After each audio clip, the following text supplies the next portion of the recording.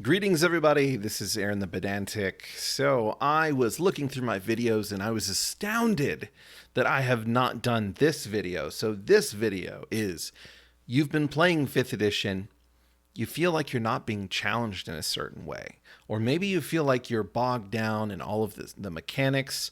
You're just not terribly buying into this call for system mastery to get the most that you want out of the game. Well, maybe you should try the OSR. So the OSR is the old school Renaissance. There are many, many videos that you can find and blog entries and all kinds of things that detail exactly what the OSR is.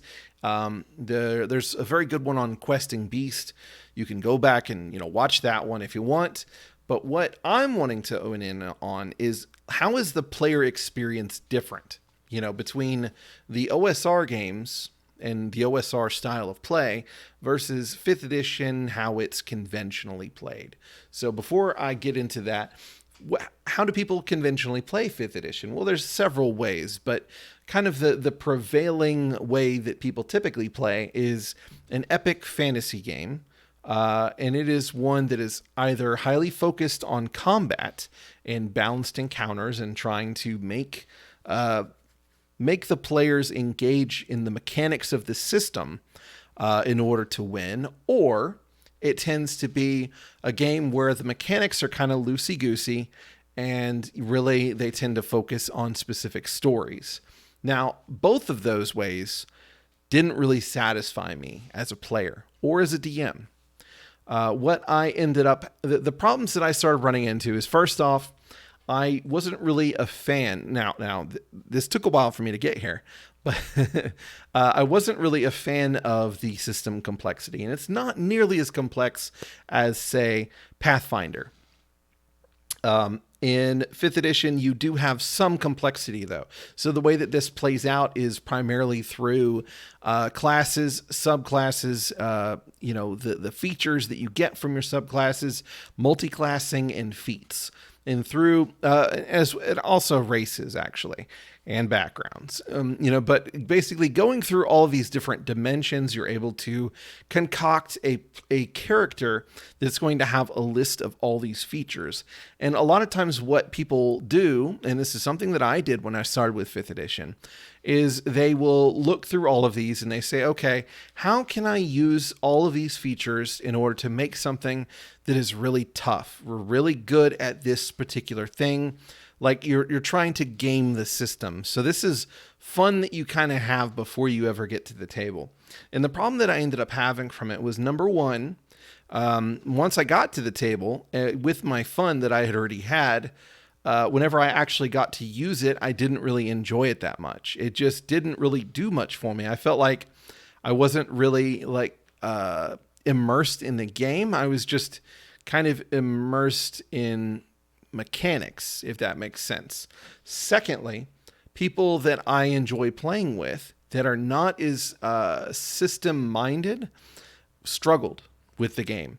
And in order for someone who is using the complexity of the system to succeed massively, somebody who gets their fun out of that, in order for them to really get their maximum benefit, you can't really play that loosey-goosey with the rules. Otherwise, they aren't getting everything that they could.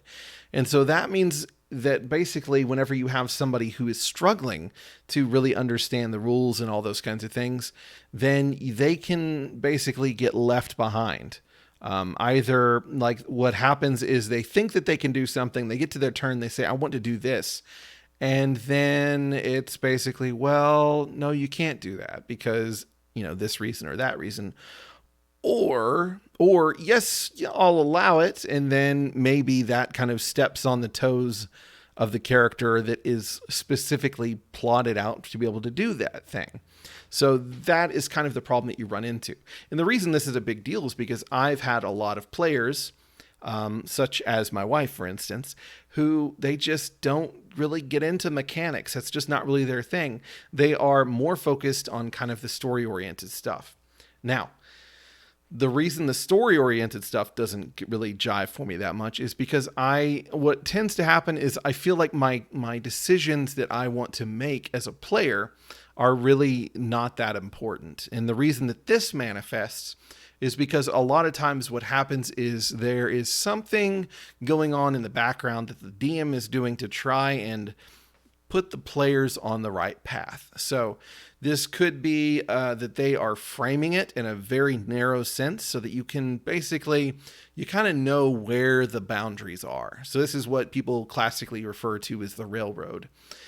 But it can also be a little bit more sly than that. You know, they can use illusionism, you know, where basically, you know, you say, well, I want to go to this place. Well, now they've moved whatever they were going to have you encounter at whatever place. They've moved it over to where you went anyway. So that way they're still able to use their carefully plotted thing. These kinds of things are used all the time. Maybe the players, the characters are dying in a fight. Maybe they are about to die and the DM doesn't want that to happen. So they start to pull punches. This is a problem I ran into as a DM. Whenever I started with 5th edition, I had a few occurrences where by all accounts, the PC should have died because of the fact that they made poor decisions. They kept going through with it. And I was put in a position where like the campaign would be over and we had emphasized very greatly these characters. And so the fact that the campaign, all these characters would die would basically just ruin the whole thing. We'd have to start from scratch. And then so a lot of DMs are kind of pushed into, you know, just saying, well, I'm going to pull some punches here so that a few of them survive. And live to tell the tale, and they might still be interested in playing the game. That kind of stuff does happen. And basically, I felt bad afterwards because I thought about it. And I was like, if this happened to me and I was a player, I would be pissed off. I would say, look, I earned that death. You should have let me die, but you didn't. And I would feel like any accomplishment that I would get after that would just be shallow. And I wouldn't be able to trust that I really earned it. So, you know, all of these kinds of things all feed into what I don't like about how 5th edition is typically played. It doesn't mean that it can't be played in a better way or a way that makes me happy. It just means in general, those are kind of the problems that I end up with. So this kind of made me look towards something different. And this is how I landed on the Old School Renaissance, the OSR. And so I kind of wanted to demonstrate what is different about it, you know, what from a player you can expect. And so I just made this list. So I'm going to go through it. I don't usually read stuff on this channel that much, but what the hell? It'll keep me on track. So number 1, expect to roll new characters frequently and develop their concept through play. Backstories are rarely used to great effect. Most time is spent focusing on what happens at the table. This is very important. So as I was saying, a lot of the times, I'm going to have to silence my phone. A lot of times I felt like I was I felt like backstories tended to get in the way for several reasons. You know, if you spend a lot of time trying to come up with some very specific, you know, backstory for a character, you end up with a few potential problems.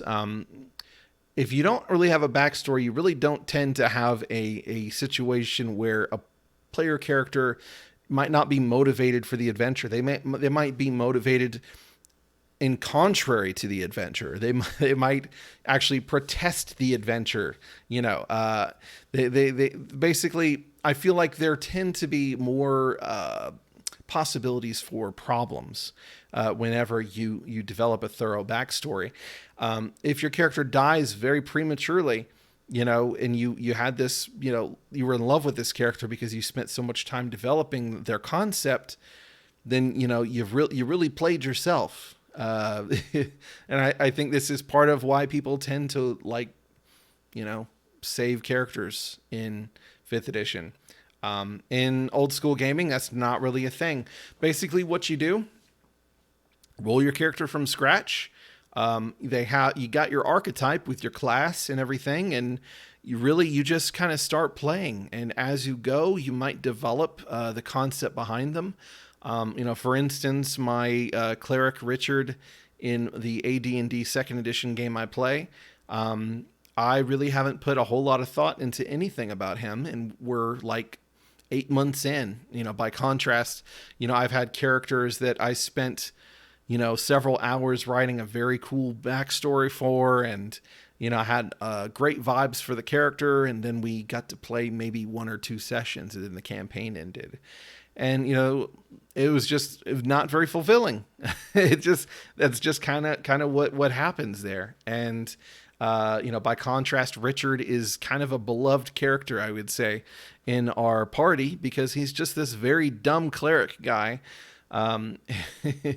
And like he's just kind of a simple character, but at the same time, you can go any way that you want with it. And the thing that you really emphasize is what happens at the table. And I think that is a far better way to go. Number 2, expect to keep careful track of equipment, supplies, and weight. Properly preparing for adventures and getting delayed gratification of making clever use of your supplies tends to be a strong focus. So, this isn't going to be with every OSR game, but it's going to be with most, I would say, because this is kind of part of the meta game that is going on, is trying to immerse yourself in the survival aspect of the world. So you don't want to have like an unreasonable amount of supplies that just makes no goddamn sense, that you're able to carry all this stuff, carry pounds and pounds and pounds of treasure and weapons and equipment and all these kinds of things without slowing down in the tiniest bit. Basically you are constantly going to be trying to figure out things that you just don't really worry about in 5th edition. A lot of these things are hand waved, through either, like features like how the ranger gets double the food in 5th edition, or the outlander can get enough food for 5 people every day. There's all kinds of things where they just say, well, don't worry about it. You can create food and water at like 1st level in 5th edition. This just isn't the case in the older days, because what they want you to do is you have to spend your money and you have to you have to think about stuff. You have to say, well, we need enough, it's about this many days to get there. We need to have some extra food to spare. We need to have torches. We need to have, rope. We need to have, spikes. We need to have, pitons and hammer and all these things, so we can climb up these like dangerous ledges and we won't die if we slip, all these kinds of things. Oil, maybe you want to bring some oil flasks for lanterns. Maybe you want to throw a lantern on an enemy if you need to. You want to use chalk to mark where you've been, mark your path as you go, so you don't end up retracing your steps and ending in the wrong, like going in circles. There's just so much. There is so much involved here that basically it plays out through your adventure. It all feeds back into this feedback loop of, making plans and then working on the plans and seeing how things turn out. The journey is very important. It's just as important as the destination in a lot of cases. And that's just not really the thing with 5th edition, I would say.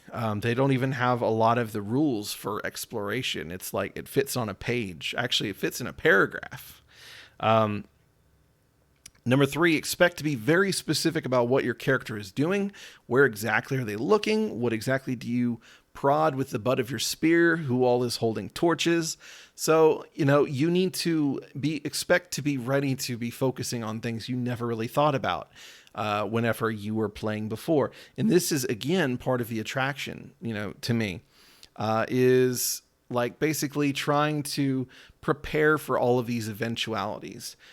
You don't want to have to rely on, the features that the game gives you. You want to rely on your own intelligence. You want to have made the considerations that you need to consider for what you're dealing with. The DM is going to tell you what the environment is like, and then you need to say, well, it's very dark in here. We're going to light several torches. So that way, we're covering more ground. We can illuminate more. If we hear any noises, we might want to put them out, or so that way we can sneak up on whatever creature that we see. We may want to check the walls very closely to see if we can find any secret passages. We might want to slap the ground a little bit with a 10-foot pole to try and see if there are any room traps. All kinds of stuff. There's all kinds of stuff going on. You need to consider how much noise you're making, and it all feeds back in very well. Like the systems take these things into consideration, and they make sure that your choices matter big time. So number 4, expect to pay NPCs to assist you. Hirelings, retainers, and beasts of burden are a fantastic safeguard against over-encumbrance, a lack of free hands, or being desperately surrounded. So you're going to basically be hiring people to take damage for you, to hold things for you, to carry things for you. This is a big part because of the fact that your characters are going to be limited in what they're capable of, in a way that they're not quite so limited in 5th edition. As I was saying before, encumbrance is something a lot of 5th edition games don't worry about. So whenever you are holding treasure, you are going to be slower. That's just the nature of the business. So maybe you want to hire somebody to carry it for you. Maybe you want to hire somebody to hold the torches, so that way you can have, a sword in one hand and a shield in the other. You definitely want to hire. I mean, my AD&D game, we go nowhere without at least a mule and our supplies on it. So that way we're not having to carry all of those fucking supplies. So it's very different. It's very different. And it's also really cool because ultimately what ends up happening is a lot of times your hirelings end up being very important, especially if they really pulled you out of a pinch somehow. So you end up having some really cool NPCs at the end of it.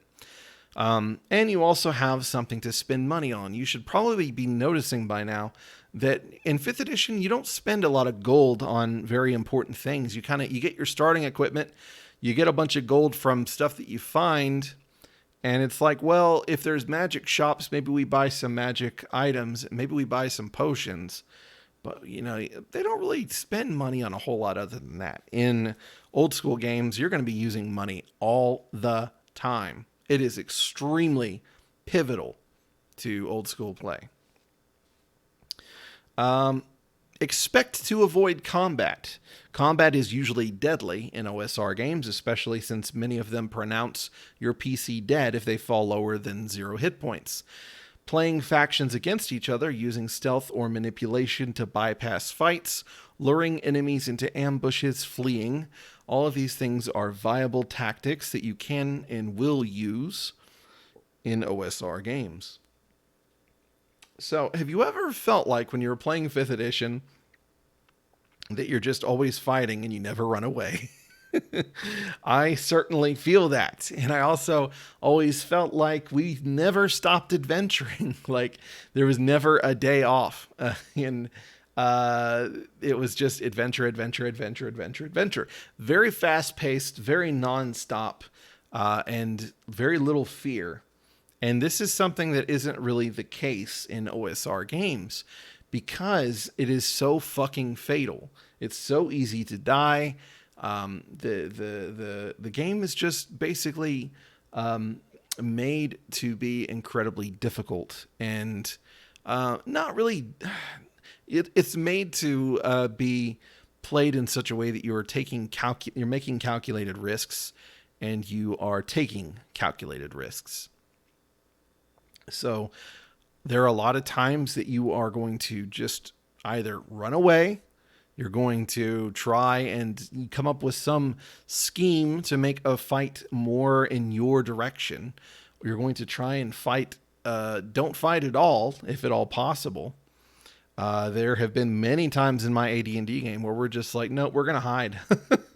and or we're just going to run, and it works out fine, and it's fun, and it's tense, and it's just something that tends to be missing in 5th edition because people tend to focus on balanced encounters, and that's just not really much of a thing in old school play.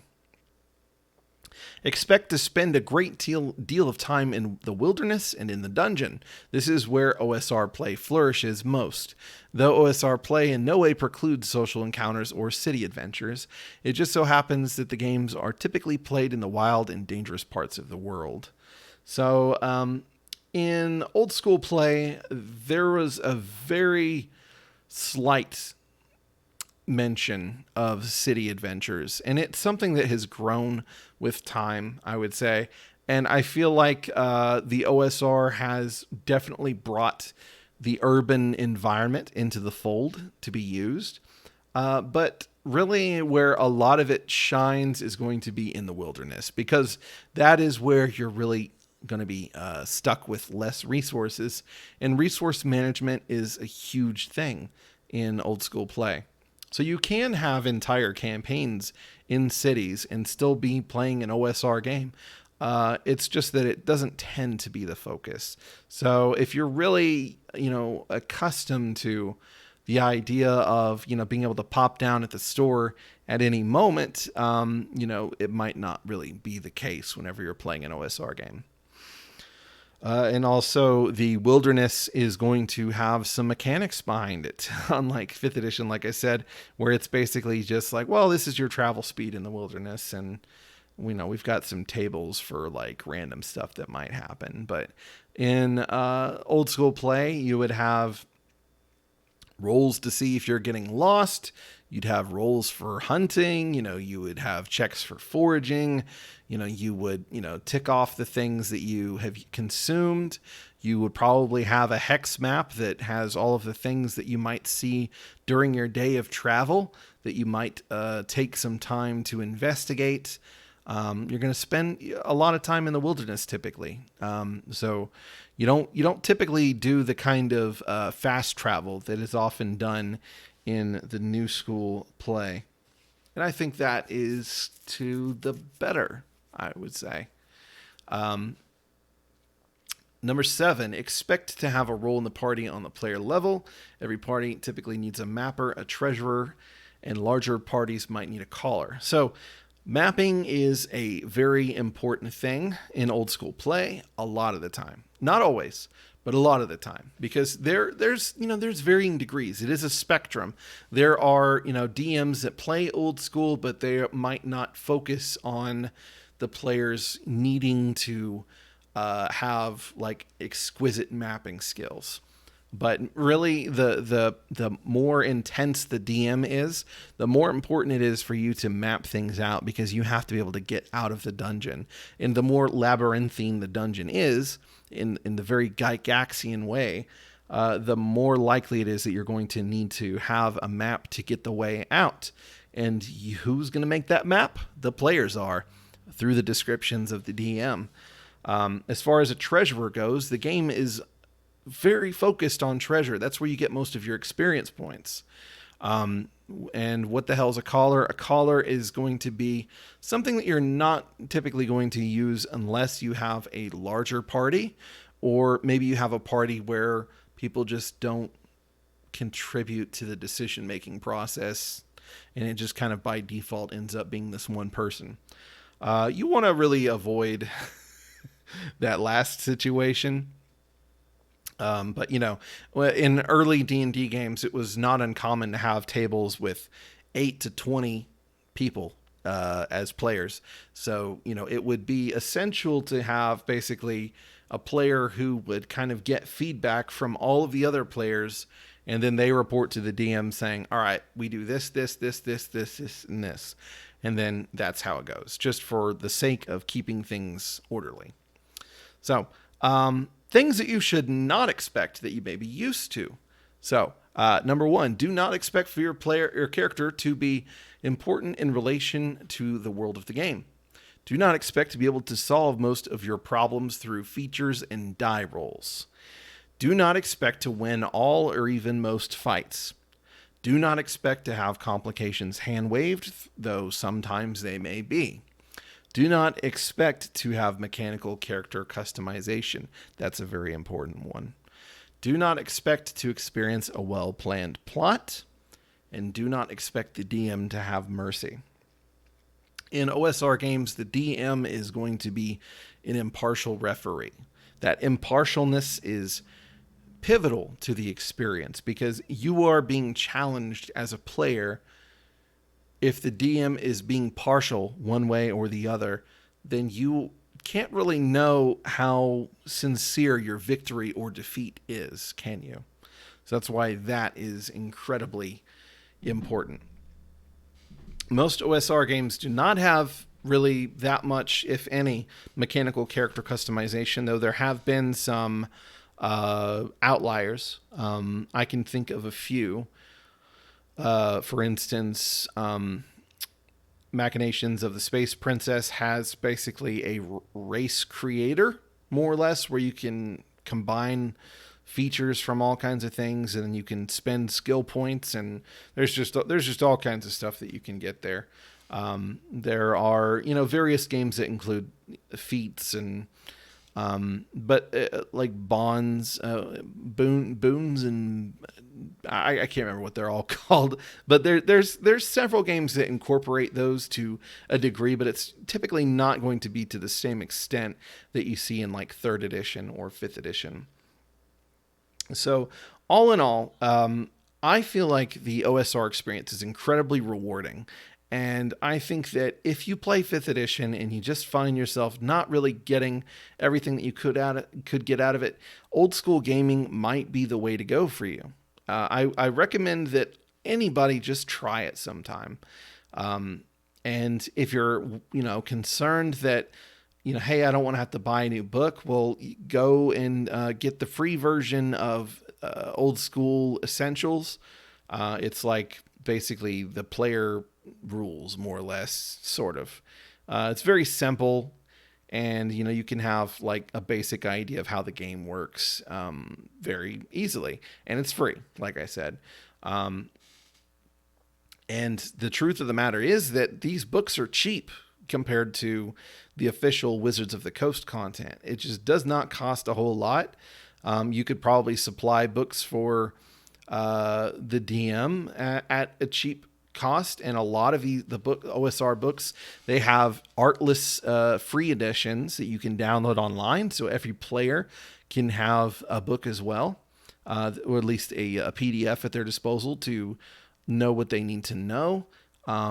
There's just not a whole lot of reason to not get into it, and the rules are so slim in most of them that there's not really a big buy-in on learning the system either. Generally, the expectation is the DM knows the rules, the player says what they want to try, and then the DM is going to help them resolve that. And it's very simple because of that. So there's not really much to lose by going into this. So if you're a 5e player, seriously, just give it a fucking shot. Just give it a shot. I plan on running some Old School Essentials games in the near future, so keep your eyes peeled, because if you're interested, I'll put an ad out and on my channel and in some other places once I'm ready to start running, and then you can say, hey, I want to play, and I'll look at adding you. So that's all for today. Have a wonderful day, folks.